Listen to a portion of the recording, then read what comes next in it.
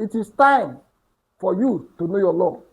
Today, we are going to be discussing one of the most common crime in Nigeria, and that is obtaining by false pretense. Let's go to class. Obtaining by, like I said, obtaining by false pretense, shortly called OBT, is a very serious offense in Nigeria. It is felonious in nature. The offense is such that when someone, a person, when he forcefully gave an information which knowingly to him is not true, and he gave that representation for someone to rely on it in order to obtain a particular goods, money, or something of value from that particular person. And that person solely relied on that information, and it was fraudulently tricked. We must understand that OBT, just like we know the most common slang in Nigeria, which we call 419. That guy, that man, that woman is a 419. 419 is not just a slang, it is a crime. It is a law in Nigeria. We must talk about 419. This 419, I said it is not just a slang, but it's a section of the code, of the criminal code, section 419 of the criminal code. When someone unlawfully, fraudulently gave a representation, a false representation, in order for someone else to rely on it. And that is what we call 419, obtaining by false pretense. Now, this obtaining by false pretense, like I said, has its elements. What are the elements, or what are the ingredients of OBT, which we call obtaining by false pretense? And they are: 1, false representation. False representation. When a person gave a false representation for someone else to rely on that representation, then that is one of the ingredients of of this particular OBT. Number 2, we talk about intention to defraud. Intention to defraud. Like I said, the person who gave the information, who gave the false information, has the intent. He has the intent to defraud another person, to defraud another party. So that if that party rely on that particular information being given, and the person so rely on it, the person may give something of value. And that's why we go to the third The third ingredient is obtaining something of value. Now, like I said, the person gave a false representation. He has the intention to defraud in order to obtain something of value. In order to obtain something of value. And the last but not the least is reliance on the false representation. Reliance on the false representation.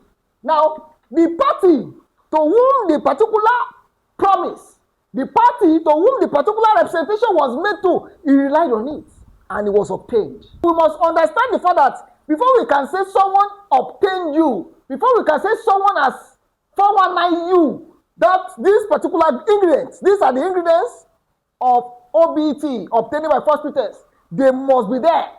This particular ingredient, number 1, false representation.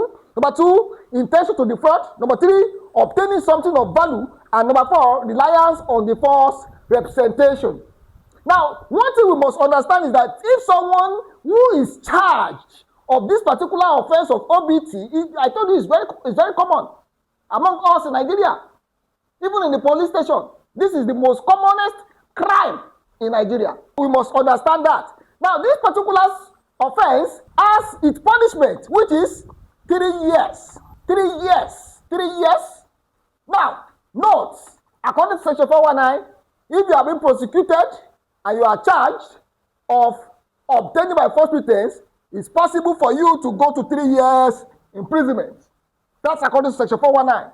Now, one thing we must also note, that if what you obtain that person of, we are talking about something of value, obtaining something of value, if it is more than 1,000 naira in value, that particular property, that particular goods, if it is more than 1,000 naira, that person will be sentenced to nothing less than 7 years imprisonment.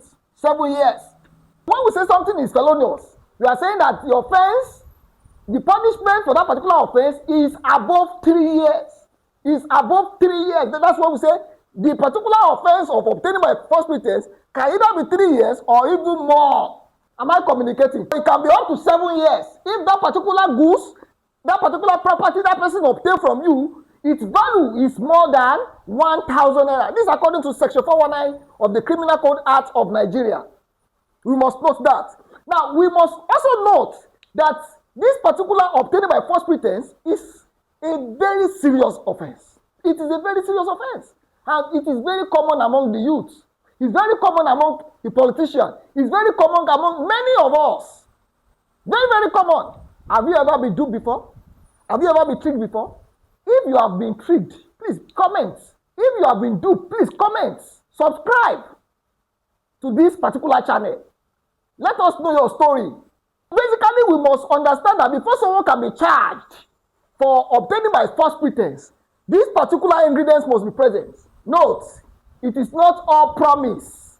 It is not all promise. It is not all representation that can be termed to be a crime, that can be termed to be obtained by false pretense. Once any of these ingredients is missing, once it is missing, then we will not say it is what? You cannot say it is what? It is obtained by false pretense. We must note that. Because before we talk about a crime, the ingredients of that crime must be present. And that is it. These ingredients, if they are not present, then it is not a crime. We have seen different crimes like online scam, Yahoo Yahoo, online benefits, pay 20,000, pack 200,000. Many of us, during the time of CBEX, we did it. During the time of MMM, these are fraud. These are obtaining by false pretense. They gave us a representation that if we put this particular amount in that particular Ponzi scheme, we are going to get a higher amount. And many of us rush to it. Many of us rush to it and we are duped. Today, many of those who have been duped, some of them are dead. Some of them, they cannot be fit again financially. And that is it. We must be very careful. We must be very careful for us not to lose our fund. For us not to lose the money we really work for. And that is it about obtaining by false pretense. Again, let me say this. It is not in no situation that we can say this particular promise, this particular representation amounts to fraud, amount to HOBT. I told you the ingredient must be present. There must be intention. That's the core thing that you must understand. There must be intention, the intention to defraud you. From the beginning, that person has an intention to defraud you. It is different from someone who failed in his obligation. For example, someone supposed to maybe sew your cloth for you, maybe for your occasion, for wedding, for naming ceremony, but that person failed to deliver. At that period of time, he promised to deliver the cloth to you. Can you say that person has obtained by false pretense? Many of you will give a contractor money. In the course of doing the work, he did not deliver at the time he's supposed to deliver. We can say it is OBT. It is not OBT. It is not obtaining by false pretense. It is not a crime. And many of us will go to the police that will report the person and will sue you. A musician failed to come to your party to sing based on the fact that you have paid that musician. One thing or the other, he failed to come. The thing is that we must first of all understand, does he have that intention at the beginning when you contracted him? Does he have that intention to defraud you? If there is no intention to defraud you, then it is not a crime. Although, I told you can sue, you can claim damages in court, you can approach your lawyer, you can sue that person, because that particular issue amount to a breach of contract and not a crime. You must be able to distinguish between a crime and a breach of contract. A breach of contract is when someone failed to do an obligation which he promised to do at a particular period of time. If a person fails, it cannot amount to a crime.